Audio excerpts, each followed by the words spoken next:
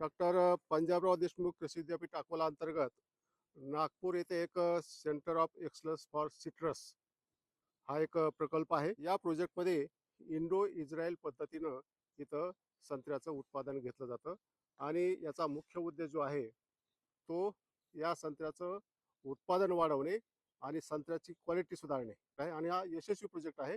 विदर्भामध्ये अनेक शेतकऱ्याकडे इंडो इस्रायल पद्धतीनं संत्र्याची लागवड केली जाते. ही जी इंडो इस्रायल पद्धतीनं जी संत्र्याची लागवड आहे ती कशा पद्धतीने केली जाते आणि त्याचा फायदा शेतकऱ्यांना कसा होतो याचीच माहिती आपण आजच्या या व्हिडिओमध्ये घेणार आहोत. नमस्कार, मी डॉक्टर तुकाराम मोठे, सेवानिवृत्त कृषी सहसंचालक डॉक्टर तुकाराम मोठे या यूट्यूब चॅनलवर मी आपल्या सर्वांचं स्वागत करत आहे. हा जो प्रकल्प आहे हा संत्रा गुणवत्ता प्रकल्प centre of excellence for citrus हा नागपूर कृषी महाविद्यालय नागपूर येथील भरतनगर येथील फॉर्मवर हा उभारण्यात आलेला आहे आणि हा प्रकल्प डॉक्टर पंजाबराव देशमुख कृषी विद्यापीठाअंतर्गत चालतो. तर हे जे इंडो इस्रायल संत्रा लागवड तंत्रज्ञान आहे, तर हे प्रकल्प सुरू करण्यामागचा जो उद्देश आहे तो सुरुवातीला सांगा मला.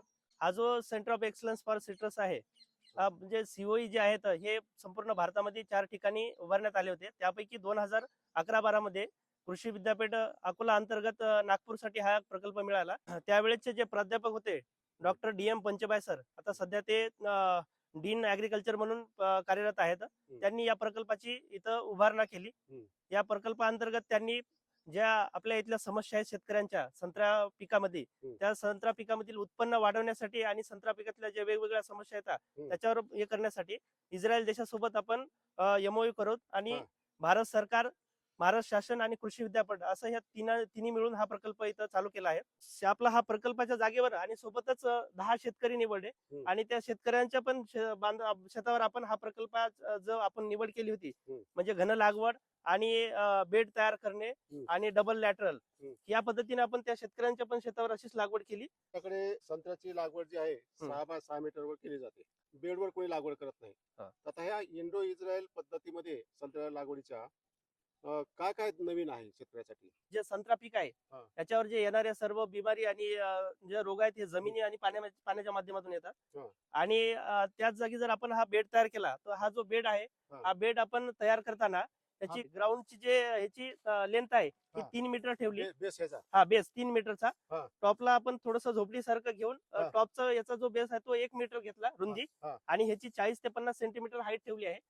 त्यासाठी आम्ही हे एक फोल्डर पण तयार केला आहे ज्याच्यामध्ये आपण इंडो इस्रायलचं पूर्ण बेड कसा तयार करायचा आणि लागवड कशी करायची त्याचं संपूर्ण माहिती त्याच्यामध्ये आम्ही दिलेली आहे. आणि ही वरची जी पॉलिथिन आहे काय आहे? ही सर वीडमॅट आहे.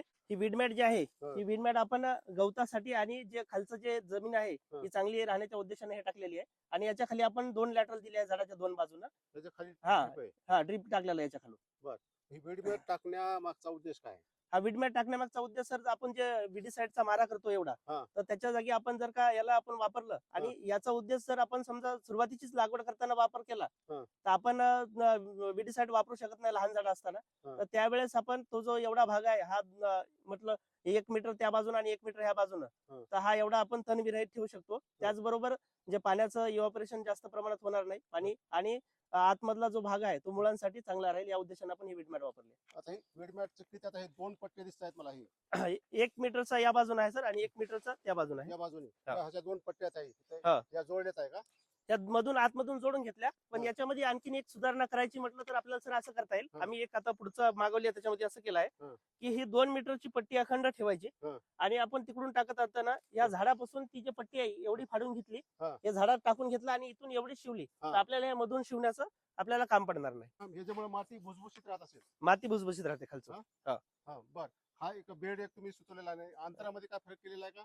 अंतरामध्ये जे जुनी आपली लागवड होती ती 6 बाय 6 ची होती तर आपण इथून आपण जे रिकमेंडेशन दिलेलं आहे ते 6 बाय 3 चं केलं आहे. म्हणजे 2 झाडामधील अंतर 3 मीटर आणि 2 वळीमधील अंतर 6 मीटर. हे थोडी हाय डेन्सिटी झालं म्हणजे हाय डेन्सिटी घनपट. कारण 6 बाय 6 पद्धतीनं 6 बाय 6 मीटरवर लागवड केल्याच्या नंतर एकरी जवळपास 111च्या जवळपास झाडं बसत होते. हा. आपण 6x3 जर लागवड केली हा. तर तेच झाडांची एकरी संख्या ही 222च्या जवळपास झालेली आहे. झाडाची संख्या पण वाढते. झाडांची संख्या एकरी वाढत आहे. पण ह्याला पाणी तुम्ही ड्रिपनेच देताय. पाणी ड्रीप नाही. तर 2 लॅटरल त्याच्या खाली, हा 2 लॅटरल 2 बाजूनं ह्या मल्चिंगच्या खाली. मल्चिंगच्या खाली. त्याला मल्चिंगच म्हणता तुम्ही. म्हणजे मल्चिंग म्हणण्यापेक्षा ही वीड मॅट आहे. मल्चिंग जी आहे ती आपण पातळ जे आहे हो. ते भाजीपाल्यासाठी वगैरे ती मल्चिंगचं झालं. हा. याचं आयुष्य जवळपास 5 ते 6 वर्षापर्यंत चांगलं राहू शकते या वीड मॅटचं. काय किंमत काय असते याची साधारणतः? आता याचं एक बंडल जे आहे हा. हे 100 मीटरचं जे बंडल आहे 1 मीटर रुंदीवालं, हा. तर हे 6 ते 7,000 होतं. आता नवीन जे आहे ते आता किंमत थोडीशी वाढलेली असते. जेव्हा आपण घन लागवडीकडे वळलो हा. तर घन लागवड करत असताना आपल्याला 6x3 वर घेतलं तर त्यावेळेस आपल्याला सगळ्यात महत्वाचा भाग आला तो म्हणजे प्रुनिंगचा. कारण झाडं जवळ आल्याच्या नंतर हा. आपल्याला त्याला छाटणी करणं हे सगळ्यात महत्वाचा भाग होतं. बर. तर आपण त्याच बरोबर इथून जे दुसरं रिकमेंडेशन दिलं आहे सेंटरनं, आणि आज सगळीकडे ते अवगत झालेलं आहे. आणि शेतकरी 2014-15च्या टाइम पर्यंत असं होतं, जसा आज आंब्याला छाटायसाठी शेतकरी तेवढं जात नाही पुढे, हा. तसं संत्रा छाटणं हे कुणालाच मान्य हा. नव्हतं. तर संत्रा छाटणीकडे शेतकरी आम्ही त्यावेळेस एक मशीन आली, आपण पुढे गेल्यावर सर मशीन पावती, बर. इटलीहून आपण इम्पोर्ट केलेली मशीन आहे. हा. तर आपण काही शेतकऱ्यांच्या शेतावर आपण ट्रायल घेतल्या, हा. झाडं छाटण्याचा प्रयत्न केला. बर. 14-15 मध्ये शेतकऱ्यांना असा अनुभव आला की जे झाडं त्यांचे पूर्ण जे पीक म्हणजे देण्याचं उत्पन्न देण्याचं जे चांगलं सगळ्यात वय असते हा. त्या वयापेक्षा जास्त झाडं जेव्हा छाटल्याच्या नंतर, हं. जे झाडं काढणीच्या वेळेला आले होते ते छाटल्याच्या नंतर चांगलं उत्पन्न मिळालं. बर. असे बरेच शेतकऱ्याचे अनुभव आले आणि त्यापासून हळूहळू शेतकऱ्यामध्ये हे जे झाडं छाटणं आहे संत्र्याचं हे रुजत गेलं. त्याच्यामुळे आपण झाडं छाटण्यासाठी पण इथून आपण शेतकऱ्यांना प्रोत्साहन दिलाय. आणि आज पाहिलं तर आपण विदर्भामधील सगळे शेतकरी हे 2 ते 3 वर्षानं फळधारणा करणारे झाडं छाटून घेतातच नेहमी. आणि सुरुवातीचे ते जे आहे झाड वळण देताना छाटणं हे कंटिन्यू आपलं इथून करत राहतात शेतकरी. आणखी तुमचं एक इंडो इस्रायलचं एक रिकमेंडेशन आहे की त्याच्यामध्ये आपली जी फसगत होते, उदाहरणार्थ मोसंबी असेल, संत्रा असेल, की चांगल्या प्रकारची जी कलम आहेत ते शेतकरी निवडत नाहीत, स्वस्त म्हणून कुठूनही घेतात. आणि त्यामुळे त्याचं उत्पादन पुढे भविष्यामध्ये कमी येतं किंवा त्याचं रोगराई वाढते. तर तुम्ही एक नर्सरी पण सुरू केली, त्या नर्सरी मधूनच शासन मान्यता प्राप्त जे चांगली कलम आहेत ते निवडावी म्हणून सुद्धा इंडो इस्रायल मध्ये तुम्ही सांगितलेलं आहे. काय आहे तो प्रकार? सर आपण आता रोडवरून कंटिन्यू करू, ते पण झाडं दाखवतो तुम्हाला. हा. जे संत्रा पिकामध्ये जे कलम तयार करतो त्याला 2 भाग आपल्याला लागतात, एक रुस्टॉक आणि दुसरं सायन. म्हणजे खुंटरोप आणि त्याचा वरचा मात्र वृक्षाचा सायनचा भाग. तर जे खुंटरोप आहे हे सगळ्यात महत्वाचं आहे. कारण आपल्या इथं जर बघितलं तर नागपुरी संत्रा ही एक जात आहे, ती आपल्याला सर्वत्र पाहायला मिळते. पण खुंटरोपाचे रोप जे आहेत, फळं जे आहेत ते सर्वत्र आपल्याला तेवढ्या प्रमाणात पाहायला मिळत नाही. तर मग खुंटरोपामध्ये जे बियाणं आहे ते बियाणं बाहेरच्या नर्सरी जे आहेत, प्रायव्हेट नर्सरी या ठिकाणावर उपलब्ध बरोबर होत नाही. त्या दृष्टीने आपण त्याच जेव्हा प्रकल्पाची उभारणा केली तर आपण रोड साईडने अव्हेन्यू सारख्या सर्व म्हणजे रंगपूर लाईम आणि दुसरं रपलेमन, ज्याला आपण जंबेरी म्हणतो, याची झाडं लावले. आज आपल्यापाशी जवळपास 1500च्या जवळपास या मात्रवृक्षाची झाडं आहेत, ज्याच्यापासून आपल्याला 50 ते जवळपास 100 किलो पर्यंत बियाणं मिळते. तर याच्यापासून आपण 2 ते 3 लाख आपण रोप इथून आपण याचे तयार करतो आणि त्याच्यावरच आपण इथं कलम तयार करतो. तर याच्यामध्ये सगळ्यात महत्वाचा भाग येते तो म्हणजे खुंटाचा. आणि तो खुंटा हा जातीवंत असला पाहिजे या दृष्टीने हा इथून आपण काम करतो. ज्याच्याकरिता आपल्याकडे स्वतःचे मात्रवृक्ष, खुंटाचे मात्रवृक्ष आपले आहेत आणि सोबतच आपले जे नागपुरी संत्रा आहे याचे पण मात्रवृक्ष आपल्याला आपल्या सोबत लावले. हो देता. बरं, आता ही एक झालं की जातीवंत जी कलम आहे त्याची निवड करणे. दुसरं महत्वाचं आहे की तुम्ही आता ही घन पद्धतीने लागवड करताय, म्हणजे जवळ लागवड करताय, त्यामुळे एकामेकामध्ये फांद्या गुंतत असतील, त्याचं कसं करणार? तर त्याच्यासाठी सर आपण प्रुनिंगचं पण इथून रिकमेंडेशन केलेलं आहे. म्हणजे झाडांची छाटणी ही तुमची कंटिन्यू झाली असली पाहिजे. आणि झाडाचं जे आहे छाटणी केल्यामुळं आपले जे जुने पद्धतीने लागवड करत होतो तर झाडाची फळं ही म्हणजे ज्या शेंड्याच्या फांद्या आहेत त्याला लागत होत्या आणि छोटे फळं त्याच्यामुळे पोचत होते. छाटणी केल्यामुळे झाडाचा घेरा राहिला आणि सनलाईट झाडाच्या मध्यभागापर्यंत पोहोचते आणि मधून झाडाचे फळं चांगले पोचले जातात, ज्याच्यामुळं आपलं जे क्वालिटीचं उत्पादन घेणं आहे ते पण आपला उद्देश पूर्ण होतो. आणि झाडाच्या छाटणीमुळं जे नवीन येणारी जे झाडाची फांदी आहे त्याच्यावर फळधारणा चांगल्या पद्धतीने होते. छाटणी करता म्हणजे टॉप मारता का साईडच्या फांद्या, काय कसं असतं? आपल्याला सर जी मशीन आहे त्या मशीनच्या माध्यमातून जर केलं तर आपण दोन्ही बाजूच्या साईड पण घेऊ शकतो आणि टॉप पण घेऊ शकतो. आणि मॅन्युअली पण जर घेतलं तर आपल्याला चारही बाजूने झाड हे छाटणं आहे संत्र्याचं. आपल्याला फक्त टॉपच नाही घ्यायचा आहे, तर चारही बाजूने आपल्याला झाडाला आकार द्यायचा आहे. वर्षातून किती करावं लागते तुम्हाला छाटणी? प्रत्येक वर्ष करणं असं गरजेचंच नाही आहे. आपण 2 ते 3 वर्षाला छाटणी करणं जवळपास संत्र्यामध्ये चांगलं राहते. अन्नद्रव्य व्यवस्थापन आहे तर ते पण याच्यामध्ये काय वेगळं आहे का? आता जास्त झाड वाढली म्हणल्यानंतर तुम्हाला फळं पण जास्त लागत असणार आहे, मग उत्पादन जास्त येत असणार आहे. त्यामुळे तुमचं अन्नद्रव्य व्यवस्थापन साहजिकच आहे. त्याच्यामध्ये आपल्याला जे अन्नद्रव्य व्यवस्थापन आहे हा. त्याच्यामध्ये आपण जर ड्रिपच्या माध्यमातून देत असाल तर हं. आपल्याला खत जे आहे आपण एक शेड्यूल पण बनवून दिलेला आहे. हा. तर आपण असं जे शेतकरी काय करतो जनरली वर्षातून 1 ते 2 ते 3 वेळा खत देऊन झाडाला तसंच राहू देतो. बर. तर आपल्याला त्याच्या जो आपण ठरवून दिलेला शेड्यूल आहे त्याच्याप्रमाणे आपल्याला झाडाला वर्षातून 2 ते 3 वेळा खत देण्यापेक्षा ड्रिपच्या माध्यमातून आपल्याला हं. जसं आपण दररोज जेवणासाठी आपल्याला गरज असते त्या पद्धतीने आपल्याला 2-3 दिवसाआड किंवा 4 दिवसाआड असं आपल्याला ठरवून प्रत्येक 4 दिवसाआडनं आपल्याला वेंचुरीच्या माध्यमातून म्हणजे schedule आणले दिलेलं आहे. हा schedule शेड्यूल दिलेला आहे. बाकी इंडिव्हिज्युअल पद्धतीने लागवड केल्यानंतर काही उत्पादन पण झालेलं असेल, काही भागात तुमचे असतील, काही हो. शेतकऱ्याचे असतील. हं. तर पारंपरिक पद्धत आणि ही पद्धत त्याच्यामध्ये उत्पादनामध्ये काय फरक आहे? आपल्या विदर्भामध्ये जवळपास जे उत्पन्न अगोदर घेतलं जात होतं हं. ते ऍव्हरेज मध्ये 10 टनाचं उत्पन्न जवळपास होतं एकरी का? एकरीमध्ये. बरं. तर आता जे उत्पन्न आहे हं. ते जवळपास काही वाशिमचे फार्मर आहेत आमचे हं. त्यांनी जवळपास 30 ते 35 टनापर्यंत गेलेले आहेत. तर त्याच्यामुळे इंडो इस्रायल पद्धतीने लागवड करण्यासाठी आता शेतकऱ्याला असं सांगायची पण गरज नाही पडली आहे.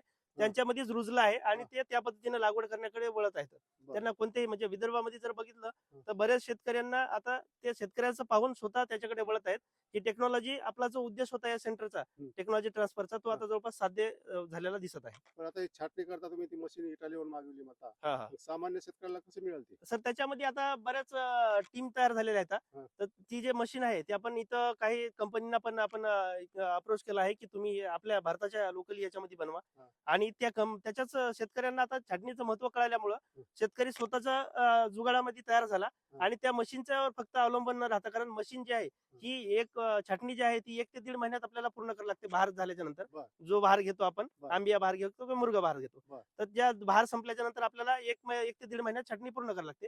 मग मशीन सर्वत्र जाऊ शकत नाही हे शेतकऱ्यांना पण कळालं. हा. म्हणून शेतकऱ्यांनी काही अशा टीम तयार झाल्या ज्या स्वतः झाडं छाटून देतात असे हा. लोक आहेत. बर. त्याचबरोबर काही स्वतःच्या जुगाडानं शेतकऱ्यांनी आता त्याच्याकडे वळले आहेत. पण ह्या मशीनची गरज भविष्यामध्ये आहे. त्याकरिता आपल्याला इंडियन मेड अशी मशीन तयार करणं भविष्यामध्ये गरजेचं आहे. पण आता ही पारंपरिक लागवड आणि घरी पद्धतीने लागवड हम्म. त्याच्यामध्ये फ्रुटिंगला कोणती बाग लवकर येते? फ्रुटिंगला सर त्याच्यामध्ये असा फरक नाही पडणार किंवा पारंपरिक आणि घन लागवडमुळे हा. हे सर्व जे आहे हे खत आणि न्यूट्रिएंट याच्यावर आपण आणि ताण झाडाची जमीन आणि ताण बर. देणं याच्यावर सर्व आता डिपेंड आहे. ही बाग किती वर्षाची ही? ही जवळपास सर याची लागवड 12-13 होती तर ही जवळपास 15 ते 16 वर्षाची बाग आहे. बर. याच्यावर आपण उत्पन्न घेणं हा आपला उद्देश ठेवत नाही कारण आपण इथून बस्टिक काढतो त्याच्यासाठी नर्सरी- आपल्या या झाडांना नर्सरीसाठी. नर्सरीसाठी मग ही मात्र वृक्ष येते. मात्र वृक्ष आहे. मी जसं सांगितलं की रेस बेडचा जो मुख्य उद्देश आहे किंवा जमिनीतून येणारे जसं फायटोप्तोरा आहे डिंक्या आहे ह्या रोगांचा प्रादुर्भाव या झाडावर खूप जास्त होतो. जातीवंत रोपं न मिळणे किंवा जातीवंत रोपं मिळाले तरी जमीन जर समजा तुम्ही फ्लॅट बेडवर लागवड केली असेल हम्म. तर फ्लॅट बेडवर लागवड केल्यावर या रोगांचा प्रादुर्भाव खूप जास्त होतो. हं. त्याच्यासाठी आपण इंडो इस्रायल पद्धतीने लागवड केली. आता सध्याचं जे वातावरण चालू झालं आहे किंवा पाऊस जो आहे तो अगोदर जो होता तो हळूहळू पडत होता म्हणजे एकाच दिवशी किंवा एका काही जास्त कालावधीमध्ये जास्त प्रमाणात पडत नव्हता. हम्म. तर तो जास्त प्रमाणात जर पाऊस पडला आणि तुमचं जर का जमीन पाणी निघून नाही गेलं तर त्या रोगांचा प्रादुर्भाव किंवा झाडं मरण्याचं प्रमाण जे आहे खूप जास्त होणार आहे. त्याचबरोबर जर का फळगळ हे पण त्याच्यामुळेच जास्त प्रमाणात होत आहे. तर आपण जर इंडो इस्रायल पद्धतीने लागवड केली तर तुम्ही पाहत असाल की ह्या मधल्या भागामध्ये जर आपण पावसाळ्यामध्ये इथं उभा राहिलो तर पाणी खूप जास्तही पडलं तर या मधल्या भागात साचणार झाडांच्या मुळाजवळ साठणार नाही आणि हळूहळू पाणी निघून जाईल. त्याच जागी जर हा बेड नसता तर त्या झाडांच्या मुळाजवळ पाणी साचणार. लागवडीची काय दिशा वगैरे आहे का याला? हो आपण जी लागवड आहे ही उत्तर दक्षिण करतो. त्याचा काय फायदा होतो का? ह्याच्यासाठी सर Sunlight. सनलाईट साठी. पण आता ही मोसंबीला करता येईल का हो? हा मोसंबी आणि संत्रा दोन्हीसाठी आपण हे सर्व केलेलं आहे. म्हणजे अशा पद्धतीने हा मोसंबी पण लागवड करता हा. येईल.